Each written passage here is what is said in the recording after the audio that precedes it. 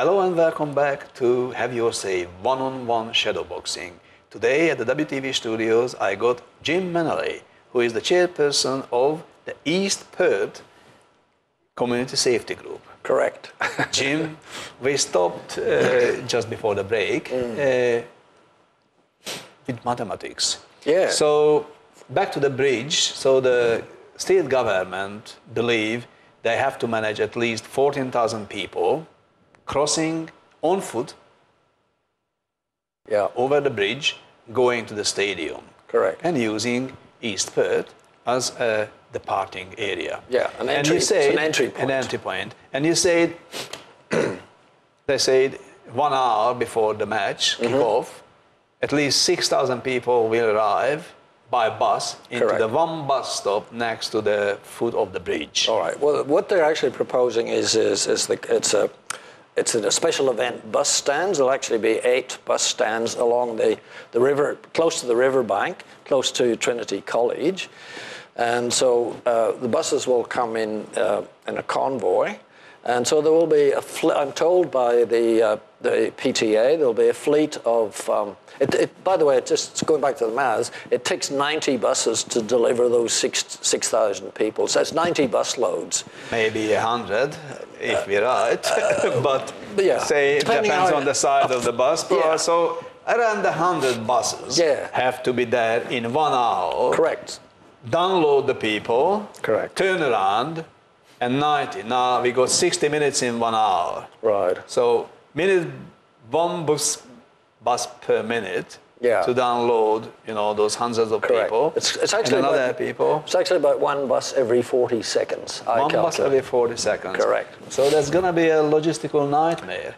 We think so. And the people who are traveling the bus not going to be too happy either, because they just, on top of each other as they arrive. We're standing in the same time with these 8,000 people, the 100 buses. We got another, how many times? 6,000 people with 100 buses, and we got another 8,000 coming by car. So where the heck they will park? What do you think? Well, because that's at least 4,000 cars. Where are they going to park? Well, the PTA estimate that there's about 2.5 people per car. So, it is a lot of cars. It's 4,000 cars. Yeah, approximately 4,000 cars. Well, they don't really know. Look at a map, and you can plot on the map where the various car parks are in the city. That's public car parks. Yes. Okay, they've excluded private car parks such as, Burswood, the Burswood Casino area, which is pretty well patronized as it is, and other We're talking about parks. East Perth, Yeah, we're talking about East Perth. So 4,000 cars, the 4,000 cars in East Perth. Where can they park, and how far the parking possibilities are from the bridge? Okay. There are quite a number of car parks within about 2 kilometers of the bridge.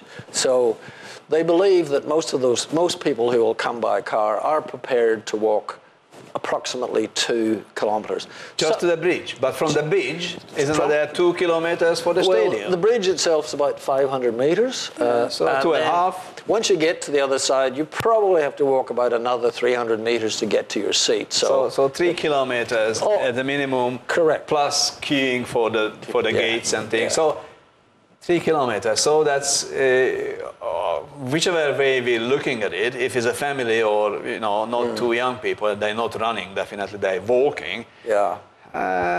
It's an hour walk or 45 minutes steady walk from the car. Yeah. When it's raining, because it's not summer, it's winter where we got the games. Yeah. And the wind is blowing a little bit because it's always from the Swan River, the wind is blowing. Yeah. It's not going to be too pleasant to have and see these 15,000 people walking through a bridge, which is built for their own pleasure, for all these 20-something games in a year. What's the logic on it?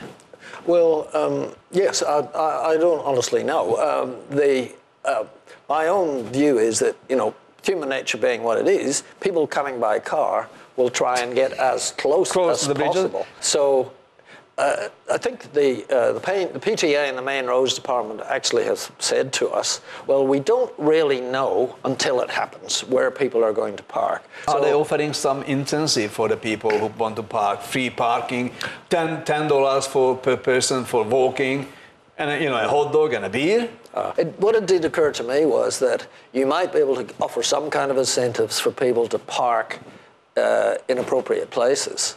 For example, you might give people a season ticket at a discounted rate for the football, especially for the football. So you get a guaranteed place in a car park, and the closer it is, I suppose, the more expensive it would probably have to be. You know, maybe something like that. I'm not sure about hot dogs and beer, but maybe it's worth thinking about that idea. But obviously the hot dogs and the beers been served in the stadium. Correct. So when they're coming back after yelling for 2 hours and being tired and under the influence, some of them, it's going to be a nice walk again back in the evening in darkness to get these 3.5 Ks done on the bridge, waiting for the buses, finding their own car.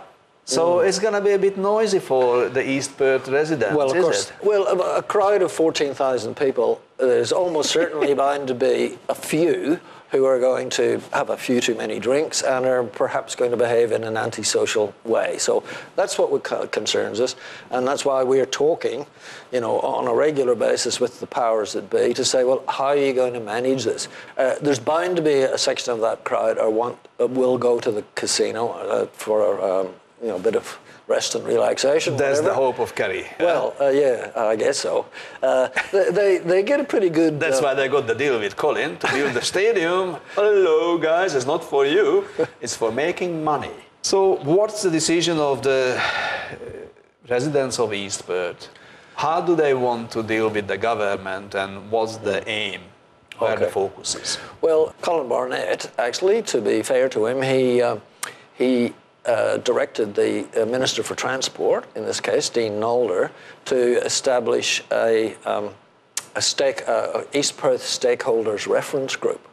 So that group has now been created, and the stakeholders in that group are not just not just me, not just our group, of course, but it includes the WACA, Gloucester Park, Trinity College, some business, representatives.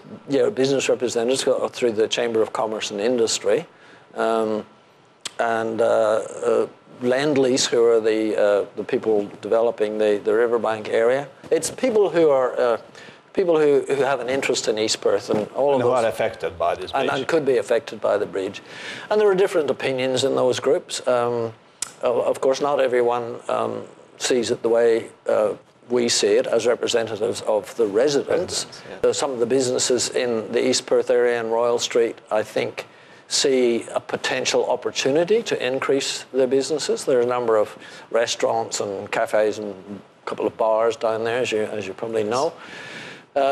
Although those are pretty well patronised at the establishments already at the present time, but some of them could probably do with some extra business, but they won't get it from the buses, because the whole concept with the buses is the 6,000 people come to the bridge, they go to the game, they come back to the buses, they go home. So they're not going to go through the East Perth precinct and give their patronage to those businesses. The cars are different. It depends where they park. If they park in that sort of the Royal Street area, and there's a couple of quite large car parks there. There's the Regal Place, which is a multi-storey car park on the corner of Royal and Plain Street, and then there's the large car park down at the bottom of Royal Street, opposite Silver City, as it's known, the Education Department. So that one at Silver City has a capacity of about close to 800 cars, I think, and the other one at Regal Place is about 300 or 400 that cars. 800 cars, that's not 2 kilometers. That's that one's closer to 3 kilometers when you go at least from there. 3 kilometers. I suspect so that's 4 or 5. It's 1.5 hour of happy walking in winter evening. I don't think that's the best wishes of the Perth people. Knowing them, as you said, we are lazy enough, so we want to park the closest place to the place. So we don't care about this bridge if we couldn't park next to that. So we're not going to use that bridge anyway. Well, I think you're probably right. I think few people will choose to park, certainly that far away in the Silver City area. But Regal Place is different. That's reasonable walking distance to the bridge, and people will park there. So the 300 cars represents about 700 people. But those streets there were never designed for a crowd of that size to come surging through in a 1 hour 8,000 people. Yeah. Come on. I mean, 300 cars, 600, 700 people. We'll be talking about 8,000 in the estimates, which are just guesstimates, and really no one knows. Sure. But physically, no parking space for that. And if people are not going to use it, why the bridge? Because you got $50 million, which you got to burn. Yes, that's fine. Very good. All right. Congratulations. Well, the argument is, you see, in other places, Yes. people are prepared to walk and are prepared to use bridges. For example, Melbourne, they say people will walk quite long distances to get to the MCG or to the other stadium, the Etihad Stadium. Yes. And the weather there is probably worse than it is in Perth. Sometimes, definitely. Yeah, and people do that, but of course, there's a history of that there. People have been doing that for probably generations, and they're probably more used to that they're not cold walking weather. through those wonderful buildings and private residences, which we got, in East Perth. The two thing is apple with apple or apple with oranges. It's not really the true comparison. No. We couldn't do that. But as an excuse for bureaucrats, it's always good to have some excuses. How about the environment? Tell me something, Jim, about the environment of the pristine, nice environment. All right. Or the problems with the environment. Yeah, well, you need to look at the history of the areas. As I say, in the past, they had quite heavy industry down there. There was a gasworks, which was a gas that was a coal gas, was extracted from coal. So if you're going back to the old days, the turn of the century, I guess, they had a gasworks there. The coal would come up the river, I believe, in barges and went in there. So the sites of those old gasworks are now, you can see them in Mardelup Park. They have big circular stone paths that mark where those were. It's a little bit beyond that, they had tanning factories and glass factories. And in fact, there are remnants of some of the all of that sort of old rubbish that was left behind. I did see where there was a hole dug in the ground up at Banks Reserve, and it was full of broken glass from the old glass factory. The coking coal process and the tanning factory, all of those things create sort of quite toxic waste, particularly the gas making. And there would be remnants of hydrocarbons in the ground there from that. Of course, when that was all built, they extracted, hundreds of thousands of litres of soil square meters of soil, cubic meters of soil was removed, and they built containment walls around the edges of it, and they've put clay layers on the top, all with a view of containing whatever remnants of toxic materials might be there, mainly hydrocarbon type materials. And the Department of Environment regularly tests the ground and the water. We became a bit concerned recently when we heard sort of rumours that the levels of contaminants were perhaps at a level that may not have been safe to human health, and obviously a number of the residents there were very concerned about that.